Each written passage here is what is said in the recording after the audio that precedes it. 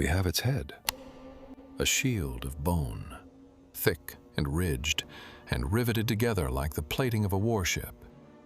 It is the front of an animal, the skull and the armored collar behind it, the face of something that hunted these waters 360 million years ago. And that is very nearly all we have. Behind the head, almost nothing.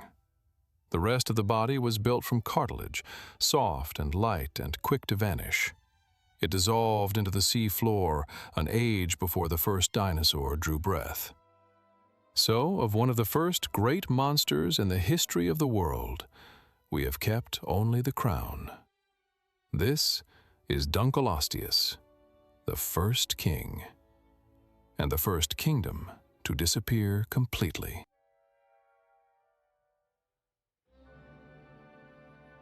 To meet it, you have to go back further than almost anything you picture when you think of the deep past.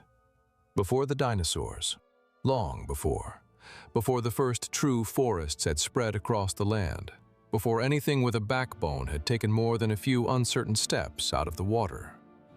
This was the Devonian, and it carries a second name, the Age of Fishes. The continents were strange and unfamiliar and mostly bare. The ground was still being colonized by the first low green things, but the seas were already crowded, and the seas belonged to fish that wore armor. They are called placoderms, the plated ones, fish whose heads and shoulders were sheathed in solid bone, knights, built before there was anything to call a knight.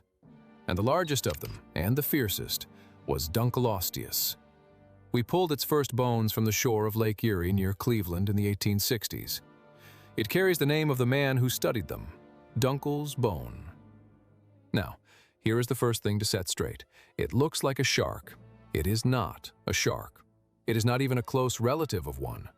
Sharks and Dunkleosteus sit on branches of the tree of life so far apart that a shark is nearer to you than it is to this animal. It only looks the part because it did the part. The work of the apex predator, the hunter at the very top, the one that everything beneath it fears. And as far as we can tell, it was among the first animals with a backbone ever to hold that role. The first vertebrate super predator. The first time something built like us, something with a spine, became the monster.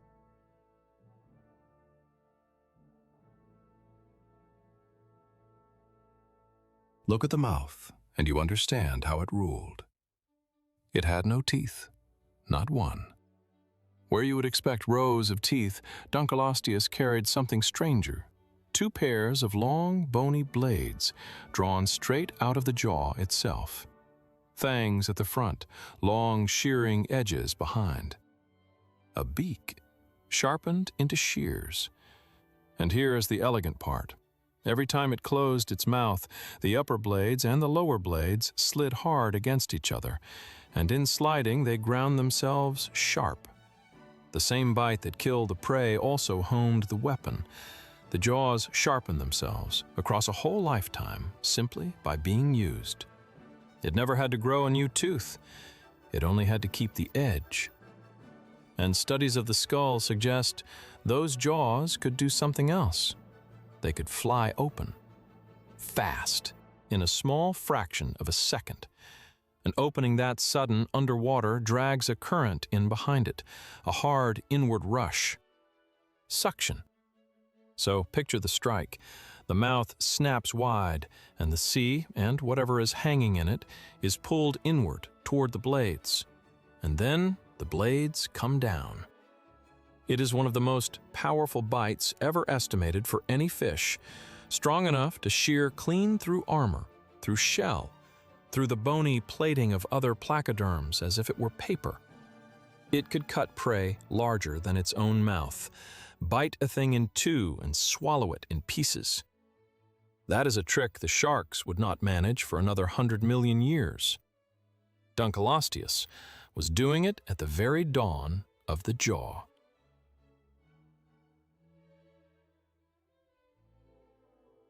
So we know the weapon. What we do not know, still, after more than a century, is how large the animal holding it actually was. And the reason is the one we began with. We only ever had the head. Every figure ever given for its length has been exactly that, a guess, scaled from the crown. Take the great armored skull, imagine the body that must have trailed behind it, and stretch. For most of the last 100 years, that stretching produced a giant, 5 meters, 8, sometimes 10, past 30 feet. A leviathan the length of a bus, drawn long and lean like an enormous shark. But those numbers rested on a quiet assumption, that it was shaped like a shark in the first place. A few years ago, a researcher tried a different path, not scaling from sharks at all, but from the proportions of fish we do have whole, measuring a part of the skull that tracks closely with total length across hundreds of living species. The simple observation underneath it: short fish tend to have short heads, long fish, long heads. The answer that came back was much smaller, a typical adult, perhaps 3.5 meters. The largest known, maybe 4. And not long and sleek at all, short, deep, heavy. A tank where we had drawn a torpedo. It is serious work, and it has shifted the picture, but it is recent, and it is not the final word.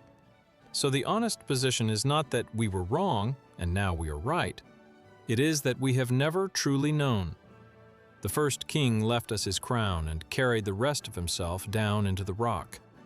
We have been guessing at his size ever since, and we are guessing still.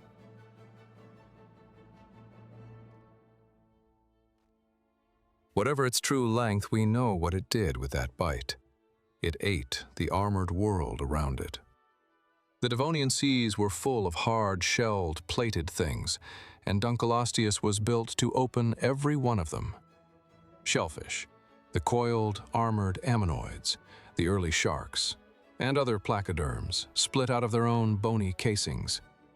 We even have its leavings, fossil clumps of broken, bitten bone, the remains of meals brought back up the way some sharks still do today. And some of those remains belong to Dunkleosteus itself.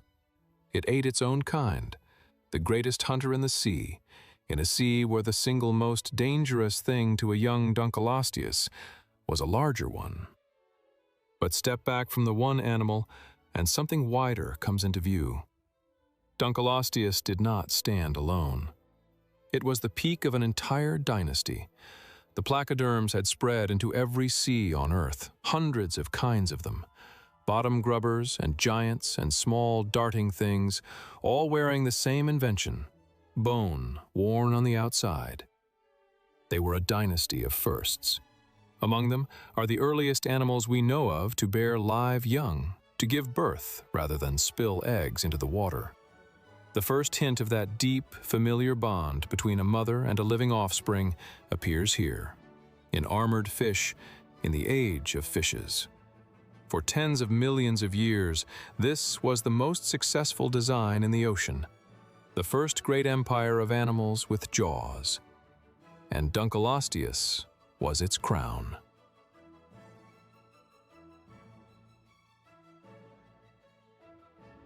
And then, in something close to a geological instant, all of it was gone.